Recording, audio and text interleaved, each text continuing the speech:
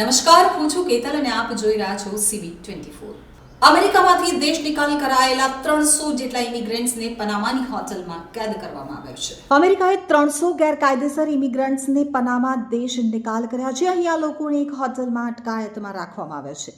New York ટાઈમ્સના અહેવાલ મુજબ ઇમિગ્રન્ટ્સના mobile phone છીનવી લેવામાં આવ્યા હતા અને તેમને એક હોટેલમાં બંધ કરી દેવામાં આવ્યા હતા। ભારત ઉપરાંત આ ઇમિગ્રન્ટ્સમાં નેપાળ, શ્રીલંકા, પાકિસ્તાન, અફઘાનિસ્તાન, ચીન, વિયેતનામ અને ઈરાનના લોકોનો સમાવેશ થાય છે।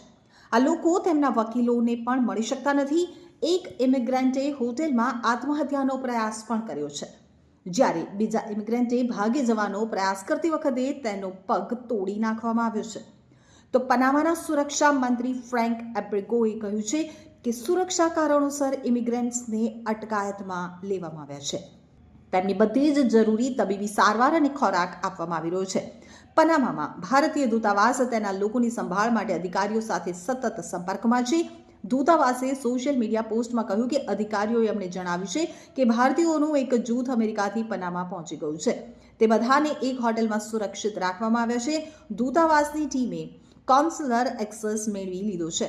પનામાના મંત્રી ફ્રેન્ક એબ્રેગોએ જણાવ્યું હતું કે 171 ગેરકાયદેસર ઇમિગ્રન્ટ્સ સ્વેચ્છાએ તેમના દેશમાં જવા માટે સંમત થયા છે, જ્યારે 97 અન્ય દેશમાં જવા માંગે છે।